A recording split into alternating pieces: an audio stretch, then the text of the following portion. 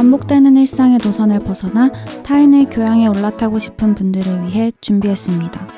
본격 지식생각 시선 투척 방송 개별 교양 환승센터 130회 문학편 지금 시작합니다.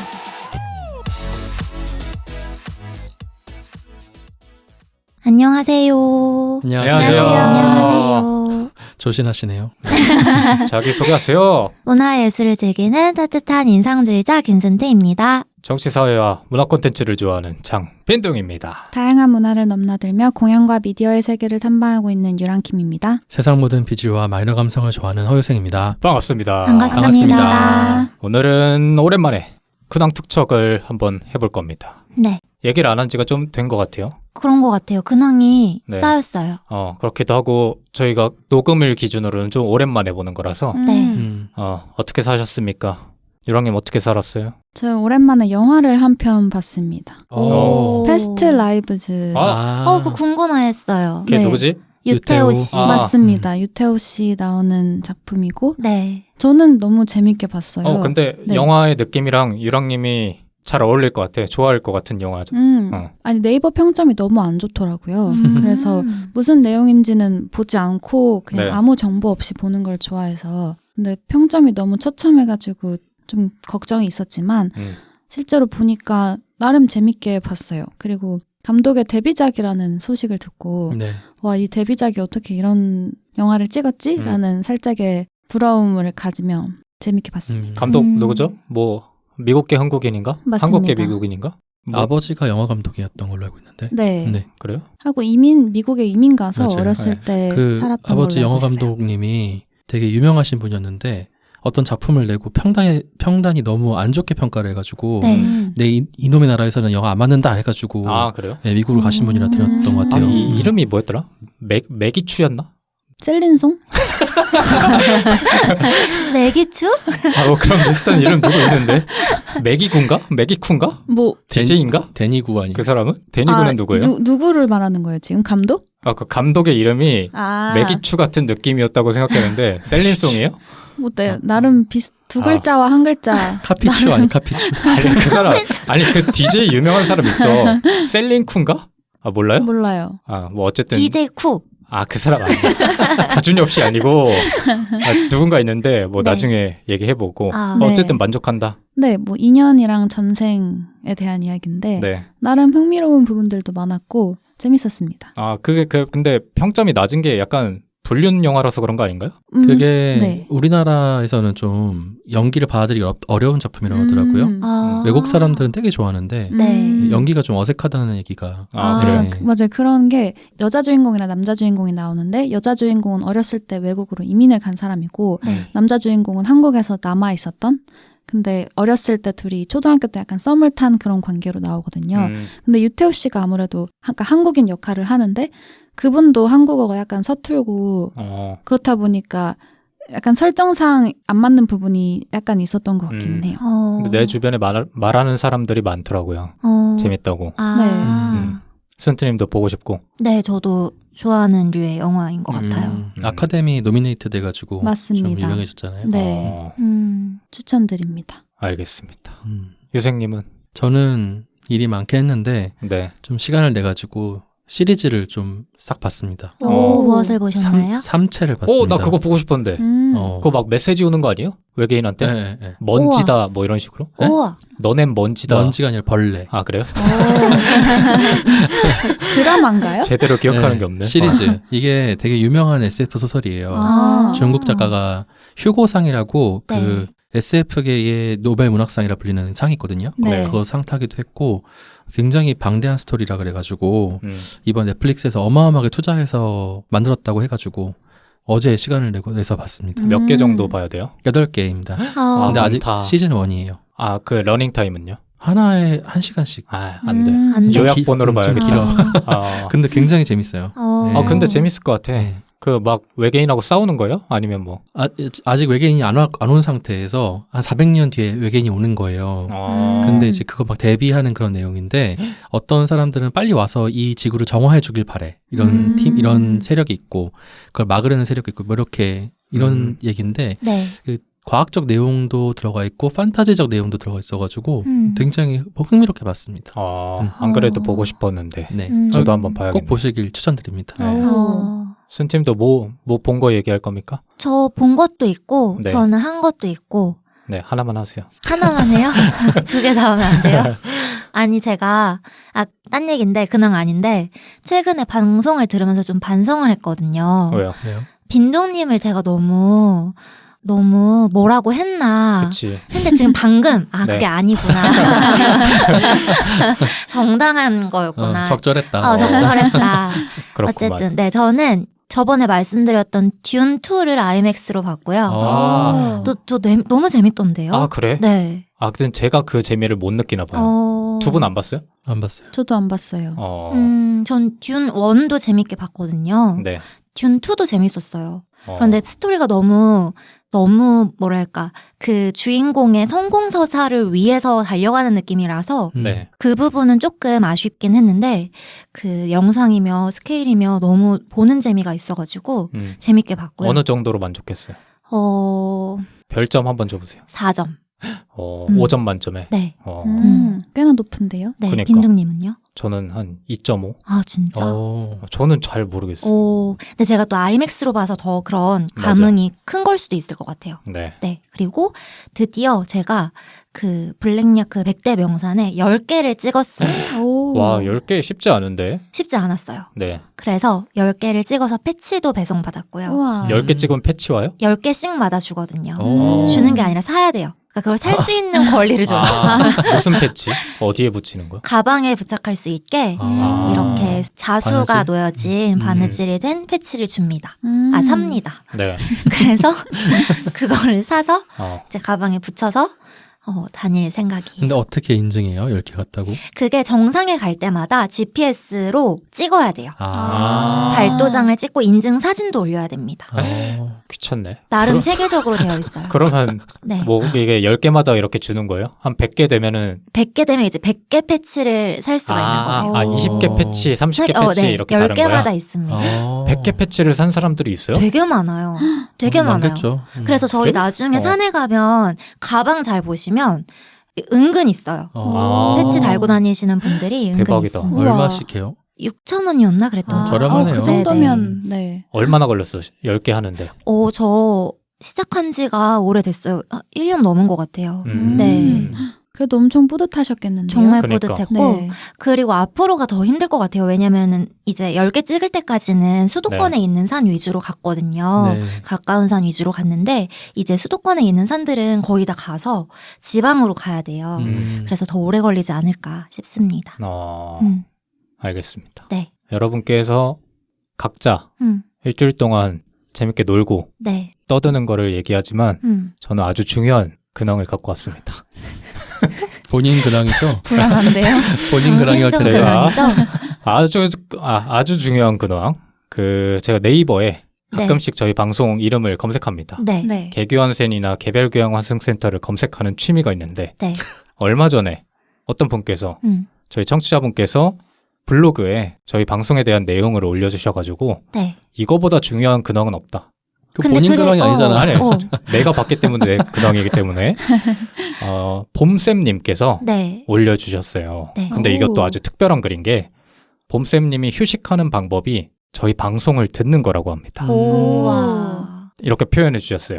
그 특별한 게 없지만 내가 아주 좋아하는 시간은 중국 드라마 보는 시간, 독서하는 시간, 팟캐스트 듣는 시간 이렇게 하시면서 네. 그 중에서도 저희 방송을 콕 집어서 소개해 주셨습니다. 너무 좋은데요? 제 네. 블로그에도 댓글 한번 남겨주셨거든요. 아, 봄쌤님께서 네네. 뭐라고 남겨주셨죠?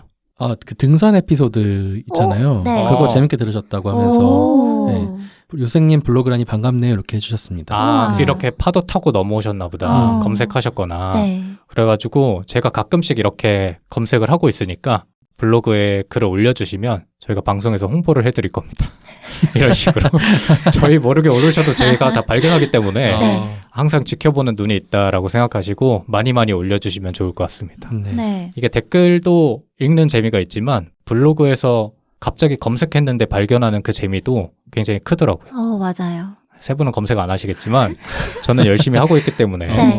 제가 발견해서 공유드리겠습니다. 좋습니다. 네, 네, 봄쌤님 감사하다는 말씀 한 번 더 드리고 감사합니다. 오늘은 유랑님께서 문학편의 두 번째 시간을 준비해 주셨는데 네, 맞습니다. 네, 저는 문학편으로 지난번에 월간 인서트로 한번 다루어 보려다가 실패했던 아픈- 실패라기보다는 반대에 부딪혔던. 네. 아니, 아니. 누군가의 반대로 스스로 새싹을 포기했던.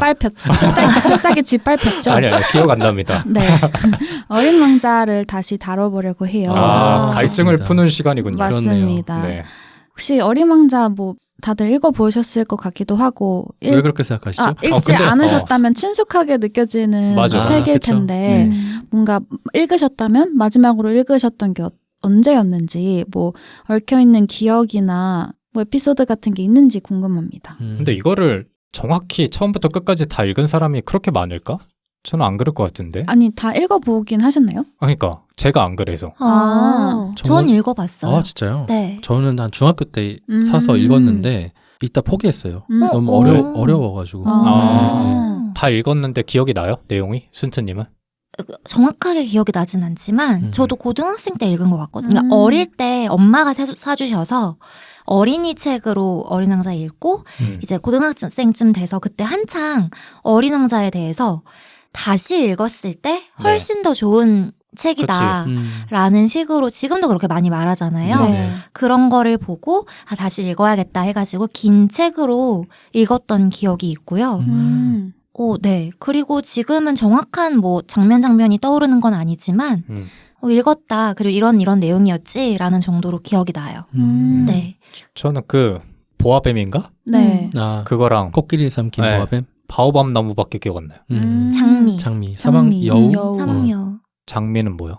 뭐 알려주시겠죠? 오늘 나오니까? 아, 내 기억에 장미는 없는데 사막여우는 있다. 맞습니다. 그리고 저는 영화로도 봤어요. 애니메이션으로. 아, 그- 맞아. 네네. 그거 있었어.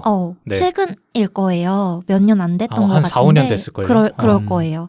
그 영화를 재밌게 봐가지고 그걸 보면서도 어린 왕자에 대해서 생각 다시 해본 것 같아요. 저는 스토리 자체를 몰라가지고.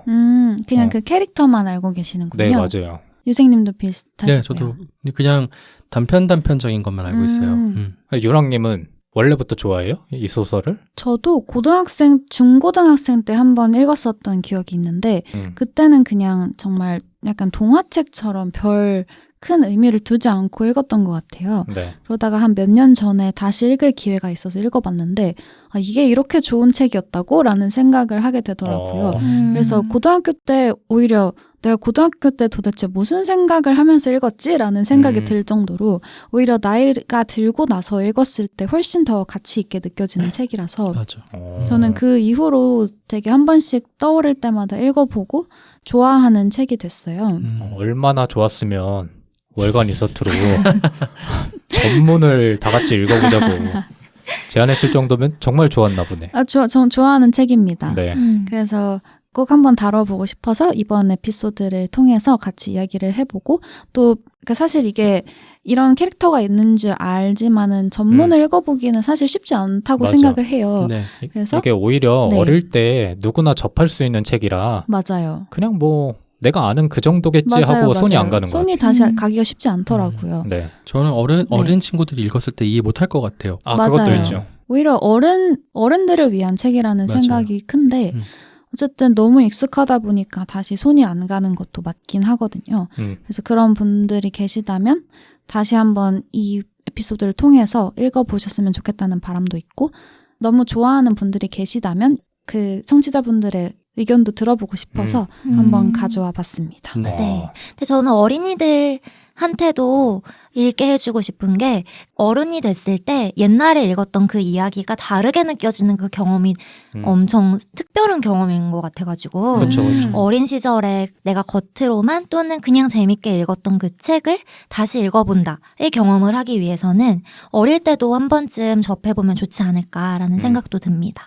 네. 유생님처럼 되면 어떡해?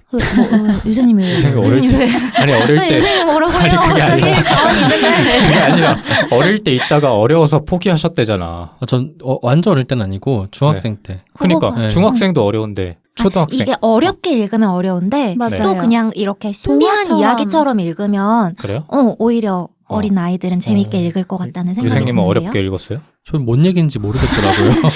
오히려 중학생 때는 그런 걸 맞아, 생각할 줄 아는 나이니까 맞아. 오히려 좀 더 어려웠을 것 같아요. 초등학생. 이게 무슨 맞아요. 의미지 하다가 의미를 찾지 못해서 헤매게 네. 되고 초등학생 정도. 네. 오히려 더 어린 나이 때 읽으면 그냥 정말 동화나 약간 신트님 말씀하신 것처럼 네. 그냥 모험에 대한 이야기로 받아들일 수 있을 것 같아요. 음. 근데 그런 지점에서 이게 좀 더 또 명작이 아닌가라는 생각이 들어요. 어떤 연령대에 읽느냐에 따라서 감상이 달라질 수 있으니까요. 약간 티는 못 읽는 그런 책이랄까요? 그래? 비유 상징이 많잖아요. 맞습니다. 그래서 그럴 수도 있네요. 그럼 오늘 동심으로 돌아갈 필요는 없는 거예요? 지금의 나이에서 그냥 바라보면 돼? 네, 그러시면 됩니다. 뒤졌다. 어린 왕자. 근데 주인공 이름이 어린 왕자야? 네. 그냥 어린 왕자라고 나와요? 네. 불만 있으신가요? 그게 아니라 뭐 이름이 따로 있거나 네. 아니면 없었던 걸로 알고 나는데. 네, 어린 왕자. 그럼 사막여우 같은 애들이 어린 왕자야 이래? 응. 아 그래요? 응. 어린 왕자. 네. 나 어린 왕자는 이렇게 아, 그렇게는 안 하고 그렇진 않은데. 그 사람을 나는 그냥 어린 부르겠지. 왕자로 부르기로. 주변에서 그렇게 그냥 부른다는 너는 거지. 이렇게 말하겠죠. 너는. 아. 네. 그렇죠. 딴지 광고 아닙니다. 궁금한 겁니다. 네. 일단 기본적인 정보부터 말씀을 드리자면 1943년에 프랑스 작가인 생텍쥐베리가 쓴 책이고요. 네. 먼저 생텍쥐베리에 대해서 조금 소개를 해드리려고 합니다. 1900년에 태어난 프랑스 작가인데 특이한 게 작가이긴 하지만 직업이 하나 더 있었어요. 바로 공군 장교였습니다. 제가 공군 나오지 않았습니까? 갑자기? 그래서 막 비행하는 장면이 맞아요. 나오는구나. 맞습니다. 조종사가 나오잖아요. 갑자기 네네. 생각났어. 생텍쥐베리의 야간 비행이라는 작품이 있어요. 맞습니다. 맞아요. 네네. 거기서도 공군 장교에 대한 얘기가 맞아요. 나오더라고요. 맞아요. 실제로 비행에 관련된 책을 굉장히 많이 썼어요. 첫 번째 책도 비행사라는 작품이었고 네. 아까 말씀하신 야간 비행이라는 책도 있고요. 음. 그래서 전쟁을 겪었는데 전쟁 중에서도 문학을 굉장히 계속 중요하게 생각을 했고 비행에 대한 부분들은 약간 둘째였다고 합니다. 그래서 비행의 필수적인 뭐 점검이나 뭐 엔진 예열 같은 걸 해야 되잖아요. 근데 그런 것들을 잘 하지 않고 그 시간에 혼자 독서를 한 적이 많았다고 합니다. 관심병사. 그 직무유기 아니에요? 맞습니다. 그래서 한 번은 이제 정찰 임무를 하고 복귀를 해야 되는데 비행 중에 소설책을 읽고 있었대요. 네. 근데 그걸 다 읽지 못해서 지상 병력이 이제 착륙을 기다리고 있는 걸 알았는데도 불구하고 일부러 성공을 1시간 동안 더 손해를 하면서 진짜였어. 네. 괴짜다 괴짜. 소설책 괴짜 네. 소설책을 다 읽고 난 다음에 착륙했다는 그런 일화가 있을 정도로 비록 그 공군 장교라는 직업이 있었음에도 불구하고 네. 문학과 작가라는 직업을 굉장히 사랑하고 거기에 굉장히 진지하게 임하고 있었던 사람입니다.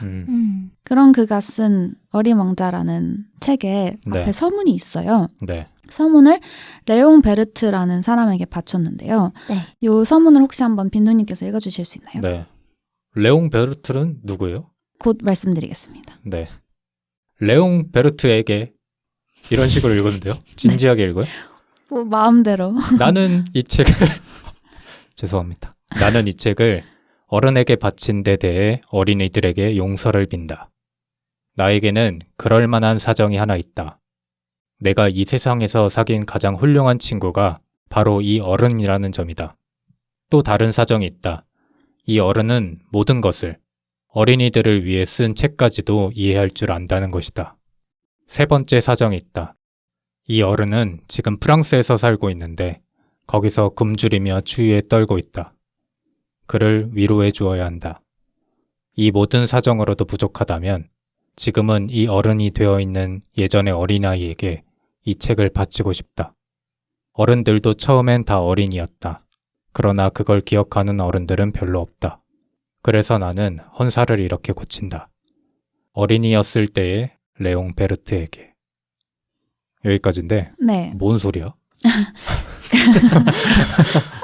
일단 레옹 베르트라는 인물에 대해서 잠깐 소개를 해드리자면 네. 레옹 베르트도 작가였어요. 그리고 생테쥐베리랑 나이가 한 22살이나 차이가 났다고 합니다. 어. 그럼에도 불구하고 굉장히 좋은 친구 관계를 유지했다고 해요. 네. 그래서 어느 정도였냐면 이 레옹베르트가 나치로부터 명명자 생활을 오래 했었는데 그때도 생테쥐베리한테 선물 받은 책을 가지고 다녔대요.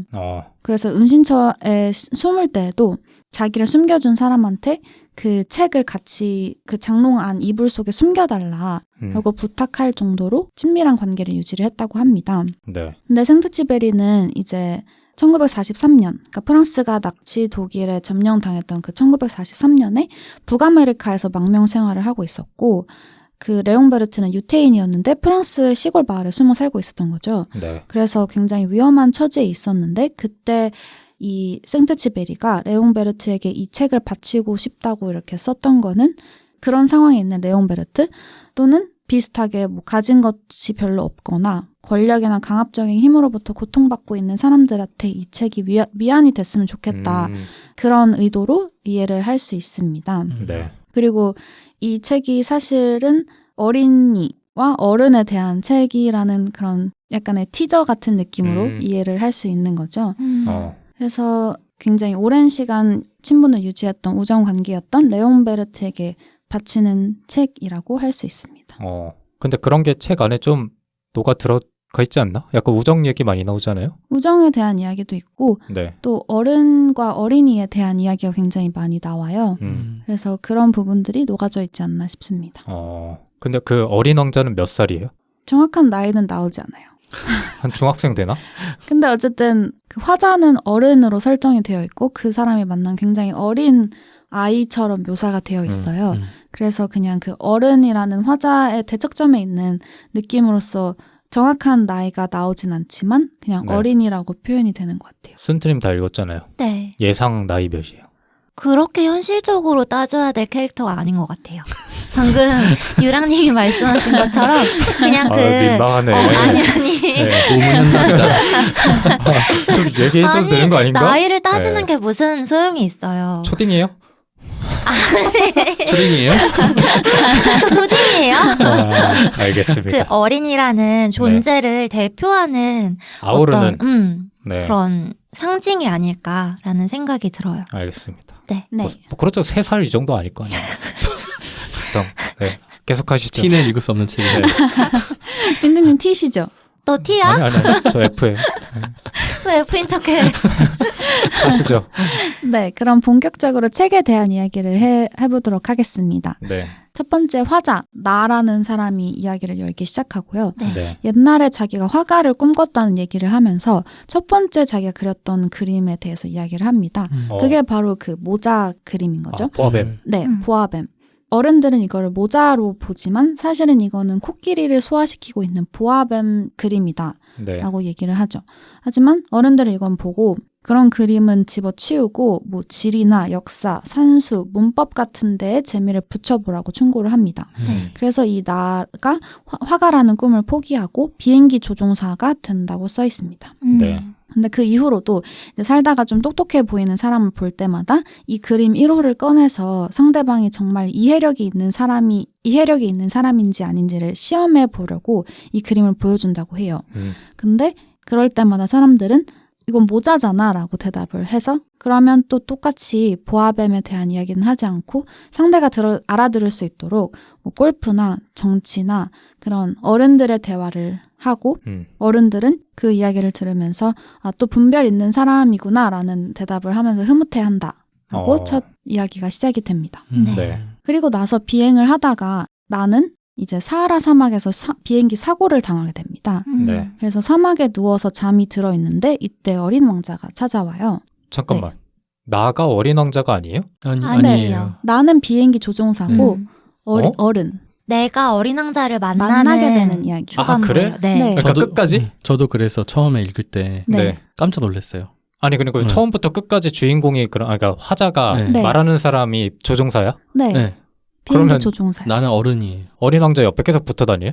여기 사하라 사막에서 어린 왕자를 처음 만났다니까요? 처음 만나. 그러니까 이후로. 네. 그쵸. 근데 왜 내 머릿속에는 네. 분명히 어린 왕자는 그림도 많이 들어가 있잖아요. 네. 맞아요. 거기서 조종사의 그림은 본 적이 없는 것 같은데. 그게 조종사의 그림. 화가를 꿈꿨지만 아, 그러니까 그래? 조종사가 어린 남자를 그린 거죠. 네. 아, 그렇구나. 맞아. 그래서 조종사는 등장을 안 하는 거구나. 네. 첫 시작에서 말씀드렸던 것처럼 화가를 꿈꿨지만 네. 그 어른들이 그림 같은 건 그리지 말고 아. 다른 걸 해봐라 라고 해서 화가의 꿈을 접고 이제 비행기 조종사가 된 거죠. 아. 그래서 그렇게 그 꿈을 입고 살다가 비행을 하던 어느 날 사하라 사막에서 비행기 사고가 나서 사막에 처박히게 된 거예요. 나 전혀 몰랐네. 저도 저 비슷한 네. 당황스러움인데 네. 처음에 중학생 때 읽었을 때 뭐야 어린 왕자인데 왜 어린 왕자가 안 나와? 이런 생각을 했었어요. 거기서 한 5% 정도는 포기했을 것 같아요.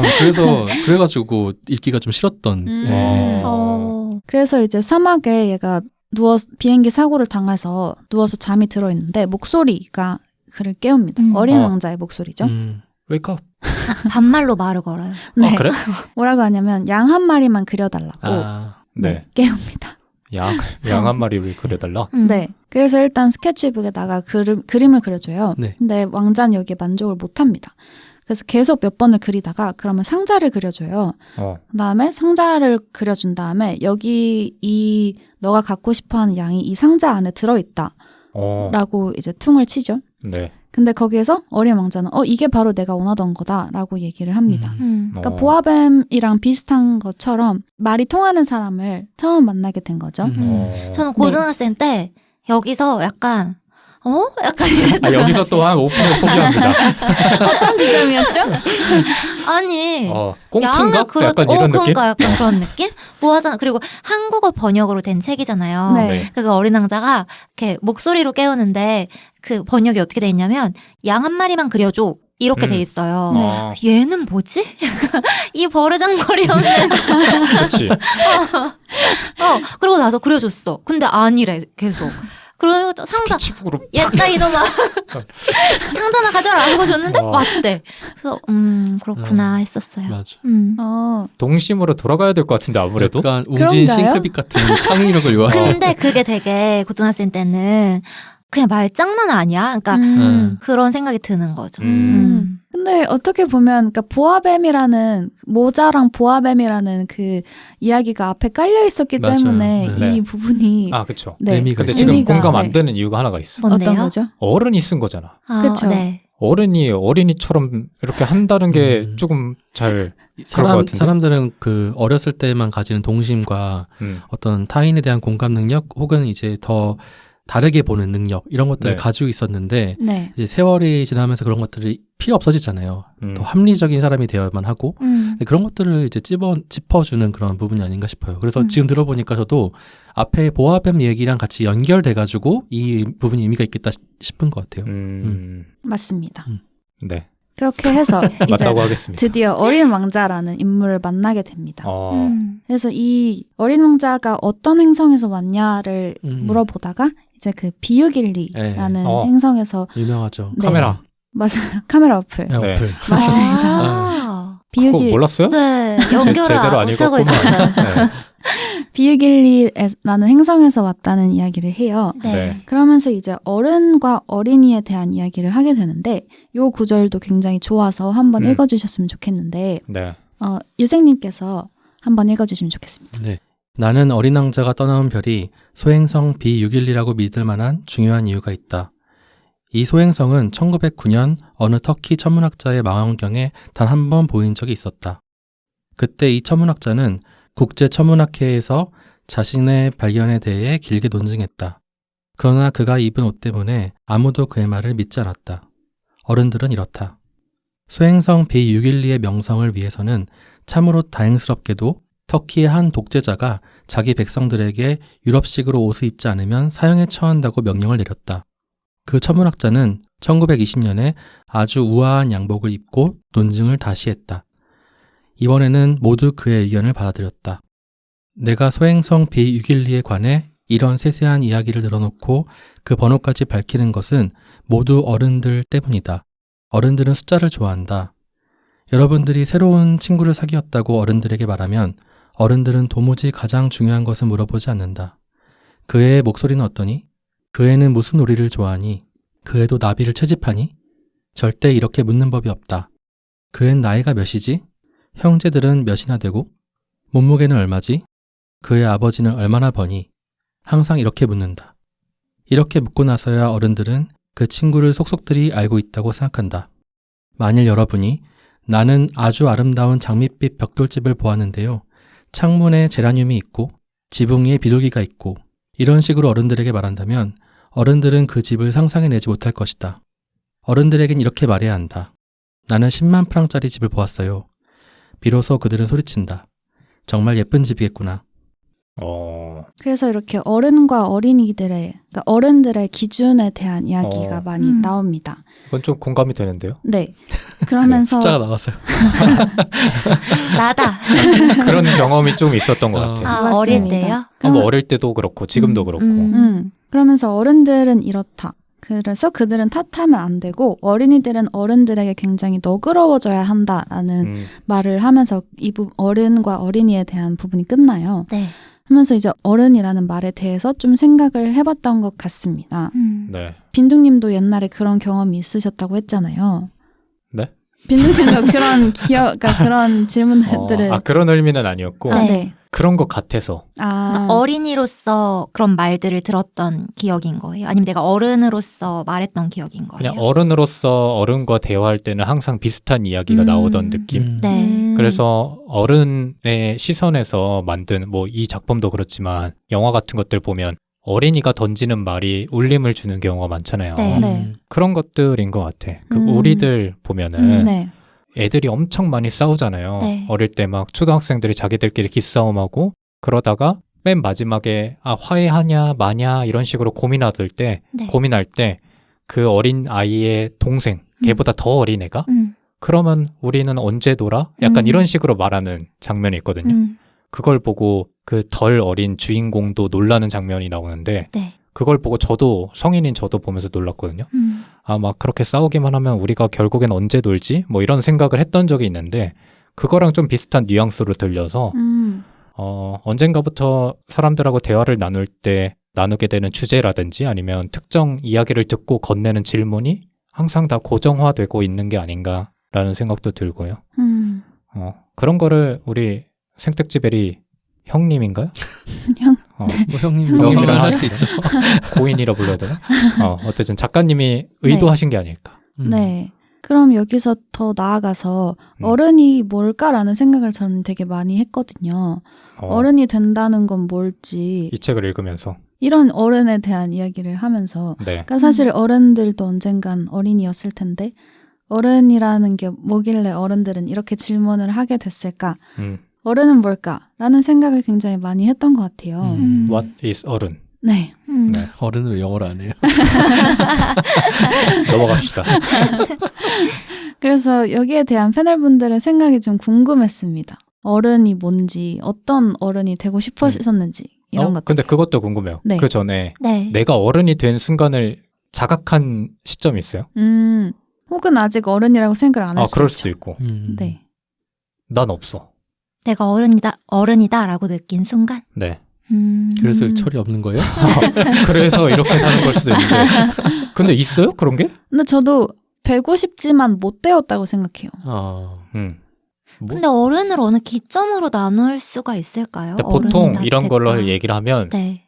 얘기가 자주 나오는 순간이 독립, 그다음 운전, 네네. 뭐 해외여행 이런 것들. 근데 나 셋 다 못 해봤어. 그런 그래서 걸로 그런가? 따지는 것은 그럼 어려울 것 같아요. 그럼 뭐로 했어요? 저는 생각을 해봤는데 네. 잘 숨기는 사람이 어른 같아요. 어. 그러니까 내 감정이든 내 상황이든 그런 거를 타인에게든 가족에게든 잘 숨긴다는 건 내가 그걸 감내하고 있다는 거잖아요. 네. 참아내고 있다. 네. 그런 게 많아질수록 어른이 되는 거 아닐까. 그리고 숨기지 않아도 숨길 필요가 없는 사람이 된 게 진짜 진정한 어른이 된 게 아닐까. 됐어요? 안 됐죠. 그러면 감내하고 있다라는 지점은 많이 경험을 했어요? 점점 더 생기는 것 같아요. 그러니까 저는 그 생텍스베리가 쓴 어린 왕자에서의 어른들도 사실 마음속에 그런 어린 왕자의 마음을 가지고 있다고 생각을 하거든요. 그런데 살다 보니 삶이 힘들어지고 복잡해지고 관계가 다양해지고 이제 돈을 벌어야 하고 내가 지켜야 할 게 생기면서 그런 것들, 그런 마음들을 잘 숨기면서 살아가고 있다고. 그러다 보니까 이제 어린이를 대할 때도 그런 동심 어린 마음보다는 현실적인 얘기들을 하게 되는 것 같다는 생각을 했거든요. 그런 마음이 없는 사람이 어른이 아니라 그런 생각을 하면서 내가 싫은 감정을 참아내고 숨기고 좋은 감정도 그러다 보니 참아지고 숨겨지고 이렇게 되면서 어른이 되어가는 게 아닐까 그럼 하는 생각을 순수님은 해봤어요. 어른이네요. 그래요? 아니 본인이 경험하고 있다고 그랬잖아요. 그냥 순간순간 그런 걸 느낄 때가 있죠. 빈두님도 있지 않아요? 아, 없어. 회사에서 막 기분 나쁠 때 다 표현하지 않잖아. 전혀 없어. 전혀. 우리한테 기분 나쁘다고 막 다 하지 맞아. 않잖아요. 하는 것 같기도 하고. 생각해보니까 저도 어른이었습니다. 그렇게 따지면 어른이네. 그러니까 어른이라는 게 아까도 말씀드렸지만 뭐 어느 한 기점을 기준으로 나눠진다거나 네. 뭐 운전을 하게 되고 독립을 하게 되고 이런 이슈로 정해진다기보다는 되어가는 과정인 것 같아요. 그런 게 아닐까. 잘 숨기는 거, 잘 참아내는 거, 감내하는 게 많아지는 거. 그런 게 어른이 되어간다는 게 아닐까라는 생각을 저는 해봤습니다. 근데 말씀해주신 거랑 아까 말씀해주신 것처럼 생테치베리의 이 어린 왕자에 대한 서술이 굉장히 잘 연결이 되는 것 같기도 해요. 그러다 보니까 결과적으로 복잡한 것들이나 속 안에 있는 것들을 숨기다 보니까 오히려 그냥 간편하고 수치화시킬 수 있는 것들로 이야기를 하다 보니까 맞아요. 이렇게 이야기를 하게 되고 그렇지 않나 생각을 합니다. 네. 저도 비슷하게 네.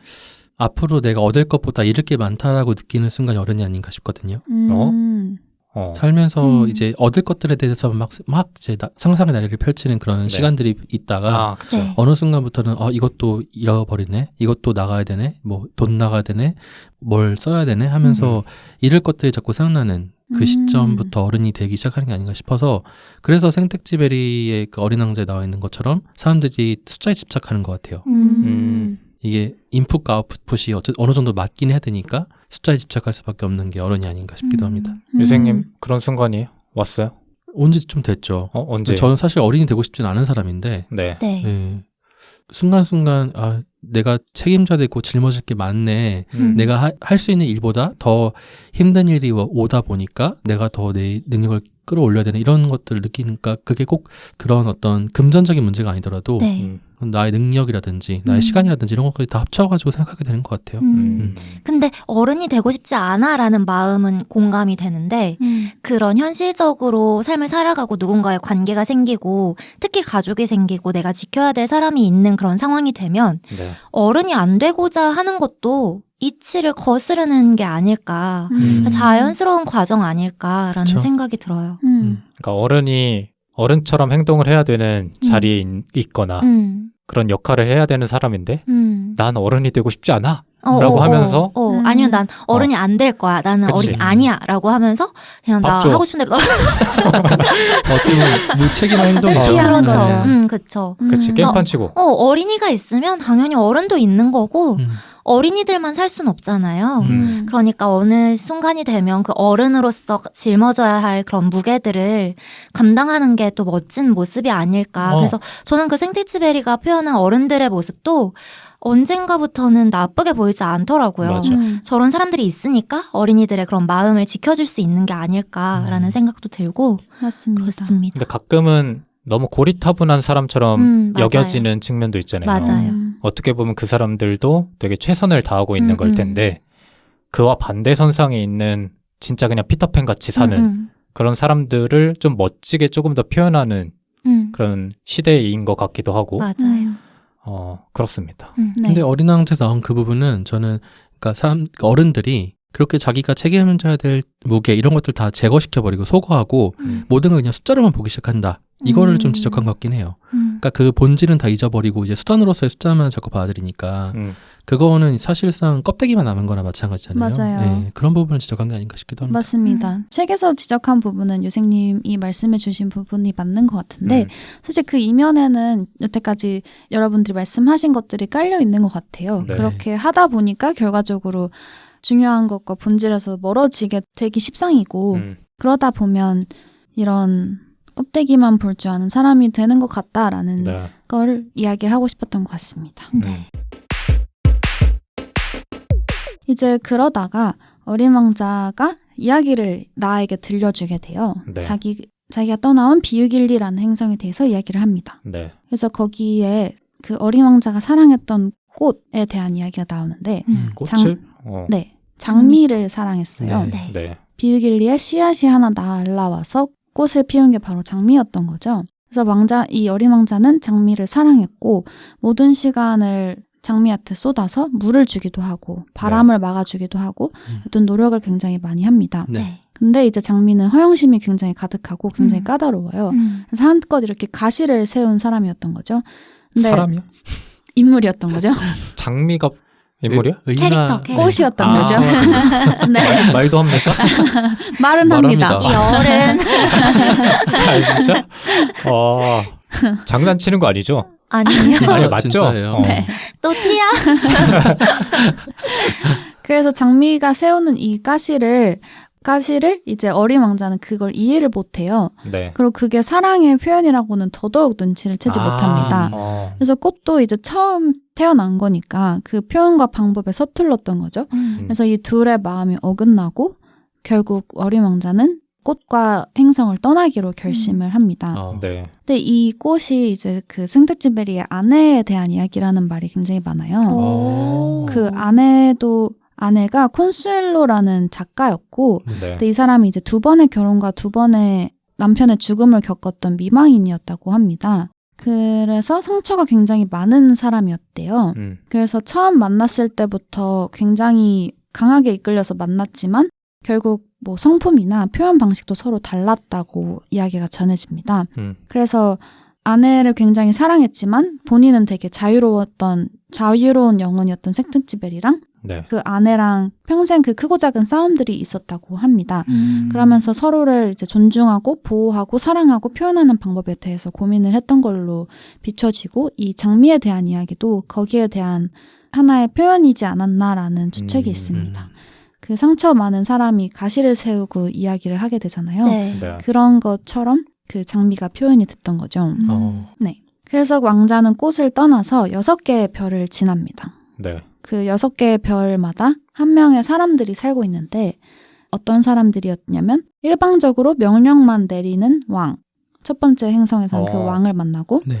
두 번째 행성에서는 허영쟁이를 만나고 세 번째 행성에서는 창피한 걸 잊기 위해서 맨날 술만 마시는 술주정뱅이. 네. 그리고 네 번째 행성에서는 그 별을 소유하려고 하는 사업가.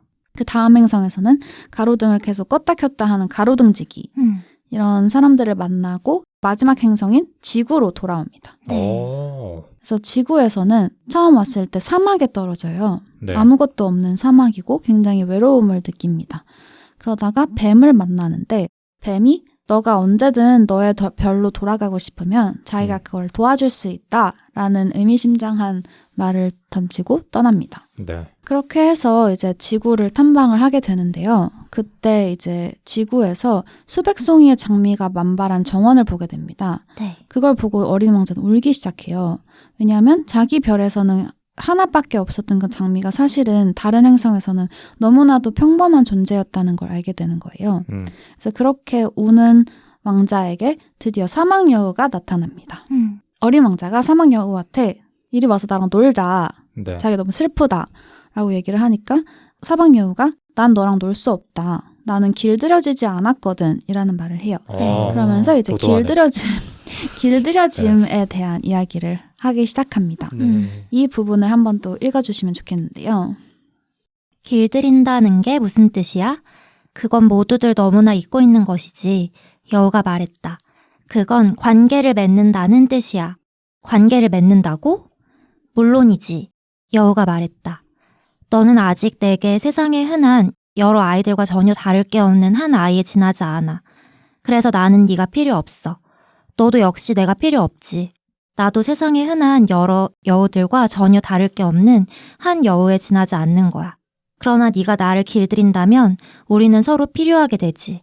너는 나한테 이 세상에 하나밖에 없는 것이 될 거야. 나는 너한테 이 세상에 하나밖에 없는 것이 될 거고. 알 것 같아. 어린 왕자가 말했다. 그렇게 이야기를 하면서 사막여우가 그 길들여진다는 거에 대해서 이야기를 계속해요. 네. 그 뒷부분도 한 번만 읽어주세요. 여우는 자기 생각을 다시 이야기했다. 내 생활은 단조로워.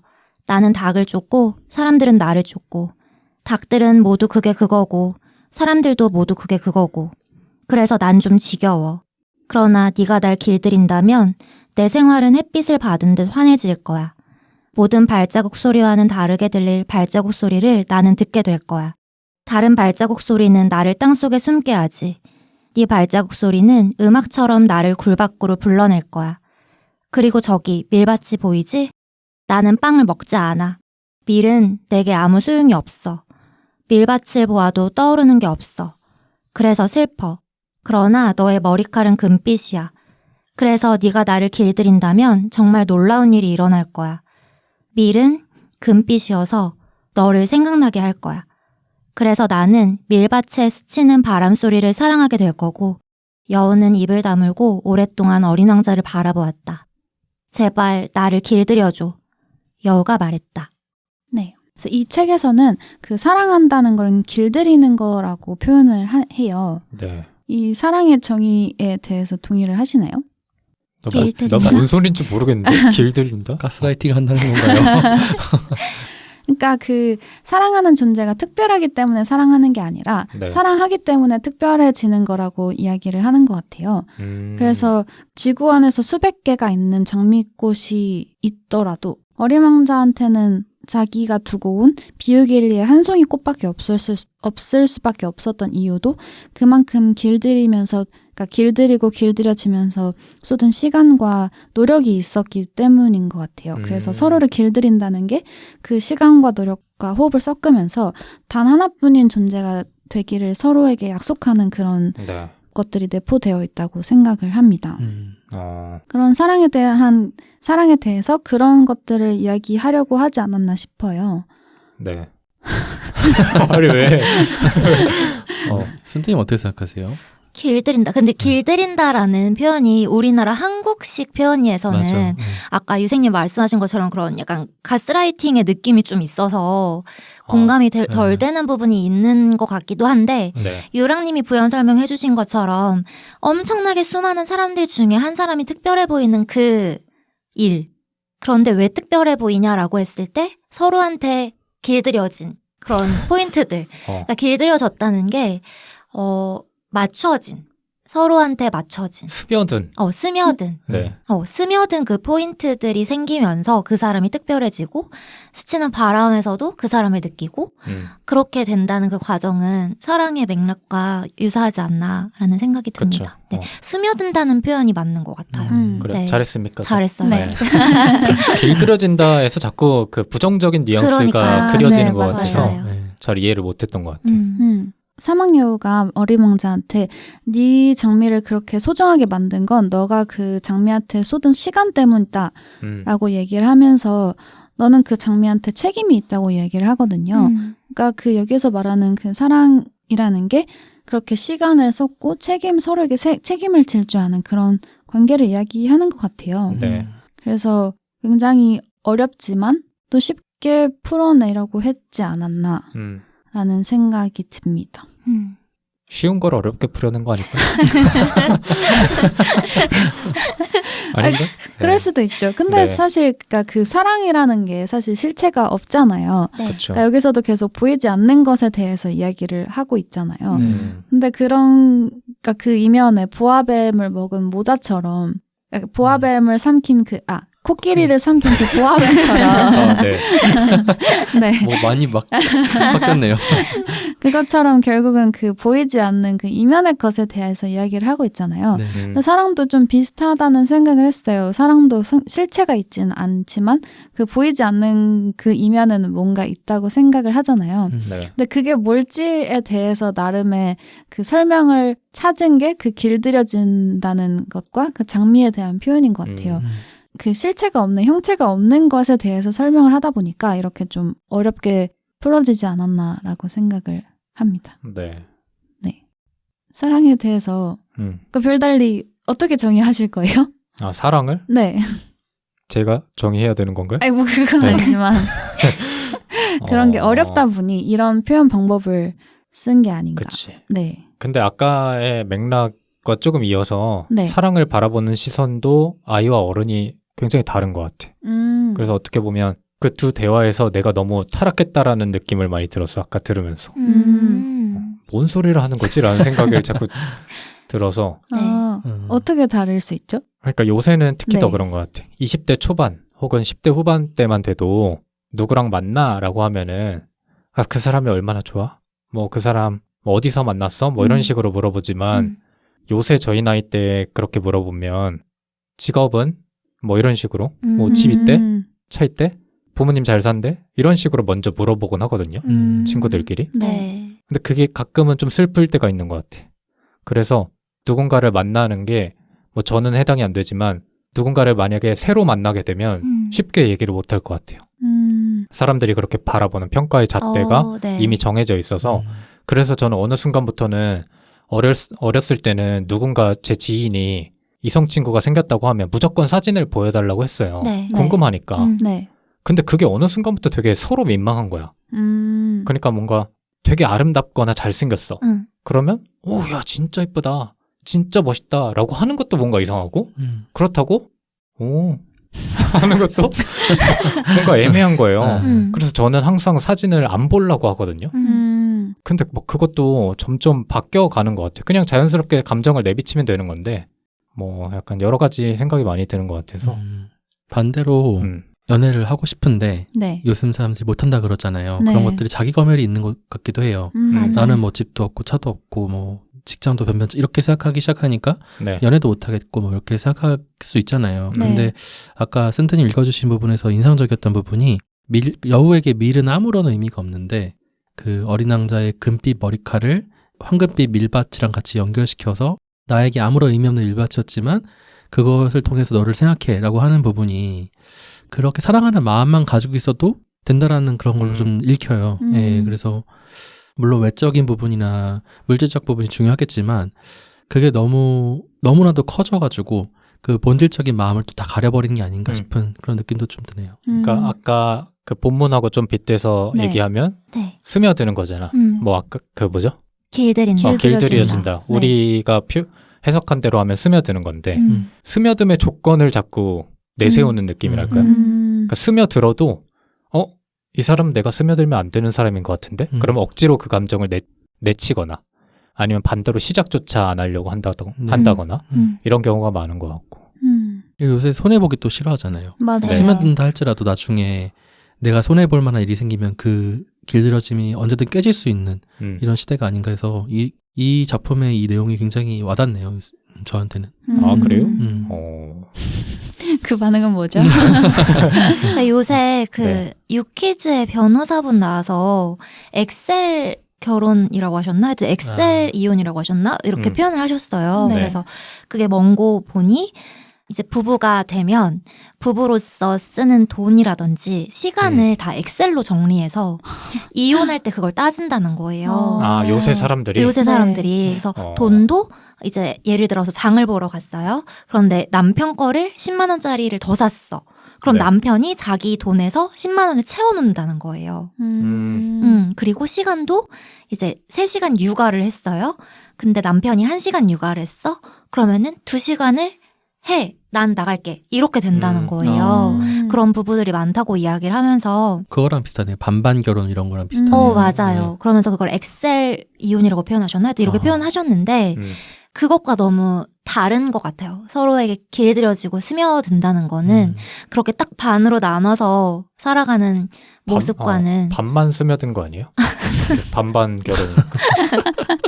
스며든 것도 저 아니지 그거는. 근데 그게 합리적인 부분이 있다고 생각해서 그렇게 하는 요새 사람들이 많은 거잖아요. 네. 그리고 그거에 전혀 동의하지 못하는 것도 아니에요. 왜냐하면 손해보기 싫어하는 그런 것들이 드러나는 거니까 요새 사람들의 성향이. 그런데 그것과 서로를 길들이고 스며들게 만든다라는 것은 너무 다르다는 생각이 들었어요. 네. 사랑의 한 요소가 여긴 길들여진다고 했지만 네. 일종의 헌신 같은 거라 생각하거든요. 네. 그러니까 내가 내 것을 조금 손해보더라도 헌신할 수 있는 그런 마음이 사랑의 저는 하나의 요소라고 생각하는데 그게 없이 어떻게 사랑이라고 말할 수 있죠? 전 조금 요즘 세상이 그래서 좀 슬픈 것 같아요.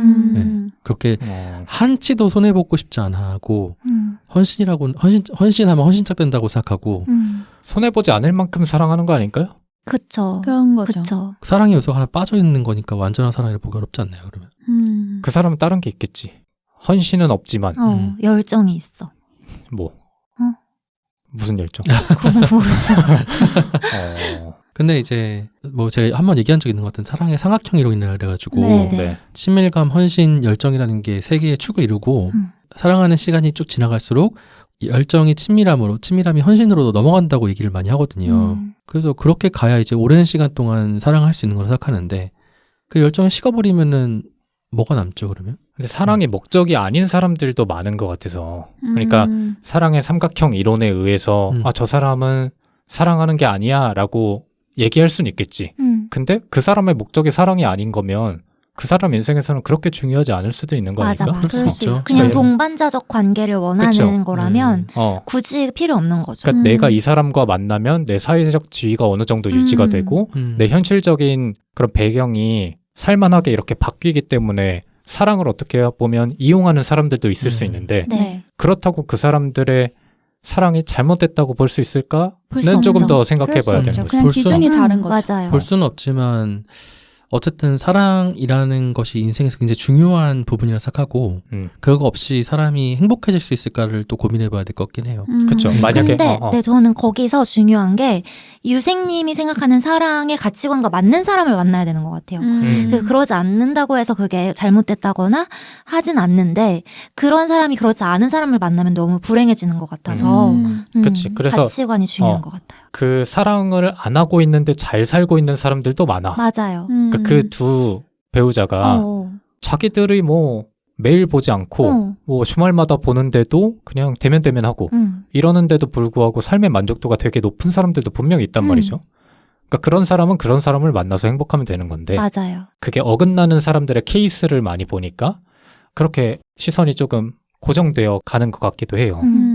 근데 설령 그런 기준에 의해서 사랑을 한다고 한들 네. 이 길들여지고 스며든다는 그 정의는 아직도 유효한 것 같다는 생각이 들어요. 네. 왜냐하면 그러니까 그 스며든다는 게 그 사람의 흔적이 나한테 남는 거잖아요. 네. 근데 그랬을 때 뭐 그 마음의 깊이를 떠나서 같이 시간을 보내고 그 사람을 알면서 그 사람이 예를 들어 좋아하는 뭐 카페를 같이 간다던가 뭐 습관을 내가 배운다던가 그러니까 그 사람을 알게 되면서 그 시간에서 나오는 나한테 주는 흔적들이 있잖아요. 그러니까 그런 것들이 이 스며드는 게 아닌가라는 생각이 들어요. 그러니까 꼭 물리적으로 마음의 정도가 어떻냐, 어떤 기준을 가지고 사랑을 하냐를 떠나서 그냥 그 시간에서 오는 흔적들이 어떻게 보면 그 사람에게 길들여지는 게 아닌가라는 생각을 해요. 그런 측면에서 장미한테 쏟은 시간이 네. 너가 거기에 길들여지는 시간이었다라고 표현을 하는 게 아닌가라는 생각을 해요. 사막여우가. 네. 근데 또 이게 비단 사랑에 대한 이야기만은 아닌 것 같기도 해요. 네. 그러니까 뭐 취미라든가 뭐 그런 측면에서도 그냥 그게 특별하지 않을지언정 내가 거기에 시간을 쏟고 가치를 부여를 하면 그건 나한테 특별한 존재가 되는 거잖아요. 그래서 그런 측면에서도 좀 확장되어서 읽을 수 있는 구절이 아니었나라고 저는 생각을 했습니다. 네. 나만 이해가 안 가나? 그 이야기가 왜 나온 거지 근데? 어떤 거요? 그 사막여우랑 네. 지금 어린 왕자랑 하는 얘기가 네. 뭐에서부터 시작된 거죠? 아, 그 장미를 네. 그러니까 지구에 와서 장미 정원을 봤는데 자기는 이제 비유길리에서 있는 장미가 단 하나밖에 없었으니까 그래서 걔가 특별하다고 생각을 했는데 네. 지구에 오니까 장미가 너무 많은 거예요. 아, 그래서 거기에서 혼란함을 느꼈는데 그때 사막여우가 와서 아무리 많아도 그거랑 그러니까 그 수적으로 많아도 너한테 그 장미가 특별할 수 있는 이유는 너가 그 장미한테 쏟은 시간 때문이다. 그러니까 지금 네. 보는 수많은 장미와 너가 비유길리에서 만난 장미는 다르기 때문에 네. 뭐 여기 수많은 장미가 있다고 해서 전혀 그 뭐 장미가 흔들릴 가치 필요가 없어지는 게 아니다. 그렇죠. 라는 이야기를 하려고 했던 것 같아요. 근데 왜 여우는 어린 왕자한테 자기 길들여달라고 해요? 그러니까 자기도 장미가 되고 싶은 건가? 그 시간에 대한 이야기를 한 것 같아요. 그러니까 여우도 어린 왕자와 그런 관계를 맺고 싶다 이렇게 얘기한 건가요? 그냥 외로웠던 거 아닐까요? 아. 사막에 있다 보니까 네네. 아무것도 없고 단절되어 있고 외로운 공간이라고 표현이 되는데 거기에서 이제 관계를 맺는다는 게 그렇게 서로 시간을 쏟고 특별한 존재가 되는 게 아닌가. 그냥 쉽게 쿵짝이 맞아가는 그 과정을 표현한 거 아닐까 하는 생각이 들어요. 뭐 연인이든 친구든 아 하면 하는 그런 타이밍이 올 때가 있잖아요. 네. 시간을 쏟았든 뭐 같이 짧은 시간 동안 진한 우정을 나눴던 그런 순간이 생기는데 그렇게 쿵짝이 맞아가는 과정을 서로를 길들인다 또는 스며든다 이렇게 표현할 수 있는 게 아닐까. 네, 그런 생각이 들었습니다. 그래서 어떻게 돼요? 둘이 뭐 네. 둘이 그건 사깁니까? 없어. 아니. 어른이다.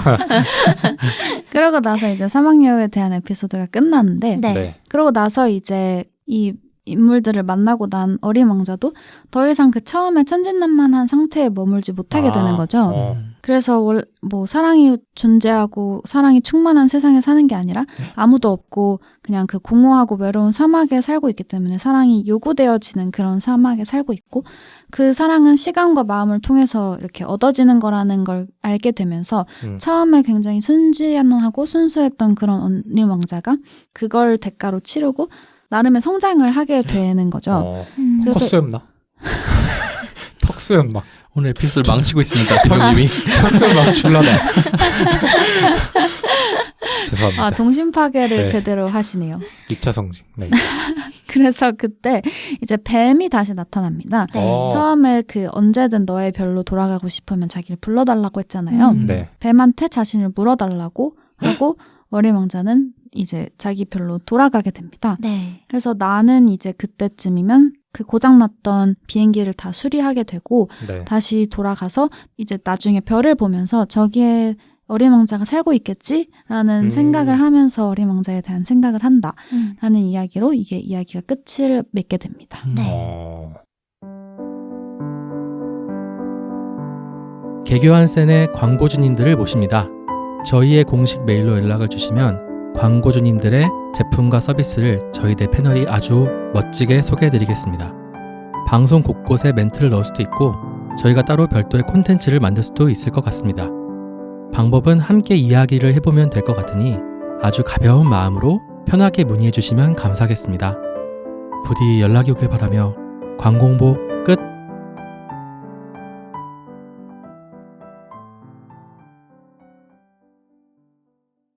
그래서 뭐에 대한 책이라고 한마디로 정의하기 굉장히 어려운 책인 것 같아요. 네. 근데 그럼에도 불구하고 그냥 되게 여러 방면으로 해석할 수 있고 여러 지점에서 나랑의 연결고리를 만들 수 있다는 점에서 나이대별로 다시 봤을 때 울림이 다르게 있는 책이라고 생각이 들어요.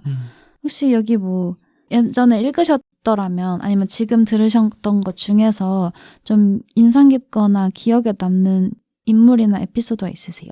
저는 그 캐릭터들이 다 재밌었던 기억이 나거든요. 자세히는 중간중간에 생각이 안 만나는 나도. 네네. 사람들. 네. 그 왕도 그렇고 주정뱅이도 그렇고 자기 이 가로등 켜고 끄는 일이어가지고 시간만 되면 와서 그거에 되게 집착하는 그 인물도 그렇고 네. 한 명 한 명 현대인들의 초상을 되게 극단적으로 표현해서 그 별에 살고 있는 사람들로 보여준 게 아닐까라는 생각을 하면서 봤던 것 같아요. 네. 그래서 되게 재밌는 책이었다라는 게 다시 생각이 나서 그냥 빈둥님이나 유생님처럼 옛날에 읽거나 아니 포기했거나 아니면은 아예 읽지 않았던 분들은 그냥 가볍게 잡으셔도 되는 책이 아닐까라는 생각이 듭니다. 저는 그 어린 왕자가 마지막에 성숙해진 모습을 보여줬다는 게 조금 인상 깊은 것 같아요.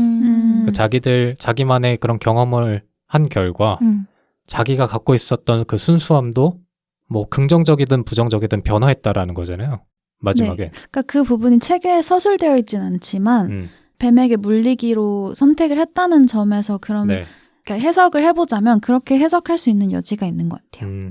그래서 어린 왕자도 나름의 성장 과정을 거치면서 뭐 여러 가지 생각을 했을 텐데 네. 저도 생각해보면 네. 친척 동생들 같은 애들 있잖아요. 뭐 네. 조카라든지. 네. 보통 한 1년에 한 번 봐야 많이 보니까 3, 4년에 한 번씩 볼 때도 있잖아요. 근데 분명히 어릴 때 순수한 애들이 어느 순간 막 핸드폰 보면서 말도 안 하고. 근데 나도 그랬을 거 아니야. 네. 그래서 그런 생각이 드는 거야. 나도 어린 왕자 같은 그런 과정을 통해서 더러워졌나? 어린 왕자 더러워졌나요? 자의적 해석의 끝판왕인데. 더러워졌다는 표현은 그렇고 네. 뭐라고 해야 되나? 뭐라고 해야 돼요? 찌들었나? 아니야, 그거 아니야. 이해하게 되는 것 같다. 성숙해졌다? 아, 그래, 성숙해졌다는 조금 체념하게 됐다? 긍정적이고. 네. 부정적으로? 세상에 찌들었다. 회의적으로 됐다? 더럽혀졌다밖에 생각이 안 냉소적으로 됐다? 오염됐다? 아니야. 짙어졌다라고 하자. 그러니까 예전에 비하면 아. 성격이든 아니면 주관이든 뭔가 되게 자기만의 정답을 찾은 것처럼 행동을 했던 것 같아, 저도. 근데 그러다 보면 어른이 되는 거고, 그러다 보면 우리가 지금 생각하는 고리타분한 모습이 되어간다고 생각하는데, 어린 왕자도 지금은 1편에서 2편이나 3편, 4편 이렇게 안 나왔잖아요. 네. 한 6편쯤 되면 저희랑 똑같아지지 않을까 라는 생각도 들고, 한편으로는 저도 어린 왕자 같은 경험들을 어렸을 때 했을 텐데 그런 결과가 지금일까? 이런 생각도 들고. 그런 측면에서 말씀하신 것처럼 저는 나가 생텍쥐베리이자 나이자 어린 왕자인 것 같다는 생각을 해요. 그래서 그렇기 때문에 이제 비유길리 별에 다시 가는 엔딩으로 끝나지 않았나. 가끔씩 돌아보면서 내가 지켜야 될 것들에 대해서 생각을 하면서 별을 본다라는 의미로 생각을 했을 때 빈둥님께서 말씀하신 것과 굉장히 맞닿아 있는 지점이 있는 것 같아요. 그래서 어릴 때 내 네. 모습을 상상하게 된 것 같아. 나는 어땠을까? 네. 그때도 똑같았을까? 비슷하지 않았을까요? 100%입니다. 100% 똑같았을 겁니다. 유생님은요? 저는 아까 장미 얘기해 주신 게 좀 인상 깊은데 장미가 가시를 세우면서 까다롭게 굴잖아요. 네. 그러니까 서툰 존재잖아요. 어떻게 보면은. 네. 그 서툰 존재와 서툰 존재가 만나서 투닥투닥거리면서 서로를 상처 입히게 되고 그러면서 서로 반목하고 헤어지게 되는 그 과정이 인상 깊었는데 진짜 그런 것 같아요. 사람은 누구나 서툰 시간들이 있잖아요. 네. 그리고 그 서툰 시간에서 성숙해지기 위해서 어떤 일정 기간의 시간을 거쳐야 되는데 B611이라는 행성에서 어린 왕자는 오직 볼 수 있는 게 장미밖에 없었고 장미는 볼 수 있는 게 오직 어린 왕자밖에 없었잖아요. 그래서 그 서툼을 보충해 나갈 수 있는, 서툼에서 성숙으로 나갈 수 있는 시간이 혹은 경험이 너무 부족한 게 아닌가. 그래서 어린 왕자는 그 이후에 많은 경험을 하면서 다시 그곳을 돌아갈 수 있었던 힘을 가지게 된 건데 이제 장미는 그걸 또 받아들일 수 있을까? 이런 생각도 좀 들기도 하네요. 네. 그래서 그게 사실 사람의 인생인 것 같기도 해요. 그래서 어린 왕자 같은 성장이 많은 사람들과 만나면서 이루어지게 되잖아요. 네. 그래서 경험을 통해 성장하는 게 결국 인간이 아닌가 이런 생각도 하게 됩니다. 네. 근데 이 어린 왕자를 더 특별하게 만들어주는 거는 이제 그 생텍쥐베리의 유작이라는 사실인 것 같아요. 네. 근데 놀랍게도 이 생텍쥐베리가 정찰 비행을 하던 중에 1944년에 맞아. 네. 그러니까 소설이 출간된 지 1년 후에 정찰 비행을 하다가 실종됩니다. 네. 그러다가 이제 나중에 그 사람의 이름이 적혀진 팔찌가 건져 올려지면서 행방이 밝혀지는데 여기에 대해서도 이야기가 많아요. 그 팔찌가 가짜다. 네. 뭐 아니면 독일군으로부터 격추를 당했다. 뭐 스스로 추락한 거다. 여러 가지 주장이 나오고 있고 사실 아직까지 추측만 있을 뿐이지 뭔가 확실한 뭔가가 나오지 않았어요. 네. 그래서 이 책이 조금 더 특별하게 다가오는 것 같기도 해요. 뭔가 어디선 화자가 사막에서 어린 왕자를 만난 것처럼 생텍쥐베리도 어디선가 이렇게 어린 왕자를 만나고 있지 않을까라는 상상을 하게 되는 것 같습니다. 그러네요. 네. 그래서 여러 측면에서 저한테는 굉장히 인상 깊고 마음에 울림을 주는 언제 읽든 그런 책으로 남아 있어서 이렇게 네. 한번 짧게나마 소개를 드리고 싶었습니다. 네. 한 줄로 이런 사람들이면 봤으면 좋겠다. 빈둥님. 이런 거 있습니다. 장빈둥. 그런 거 말고요. 어른이 되고 싶은 사람 또는 어른이 된다고 생각한 사람. 네. 이 책을 한번 봤으면 좋겠다. 네. 어린 왕자. 네, 맞습니다. 좋습니다. 끝낼까요? 네, 끝입니다. 알겠습니다. 유랑님의 한이 오늘 풀어졌기를 바라면서. 네. 풀어졌을까요? 그 짓밟힌 새싹이 조금이나마 도단한 게 아닌가 싶습니다. 문학편 제가 준비했습니다. 누가 짓밟았는지 모르겠습니다. 그럼 오늘 문학편의 2번째 시간은 여기서 마치도록 하고 저희는 다음 주에 문학편의 3번째 시간으로 돌아오도록 하겠습니다. 고생 많으셨습니다. 감사합니다. 감사합니다. 감사합니다.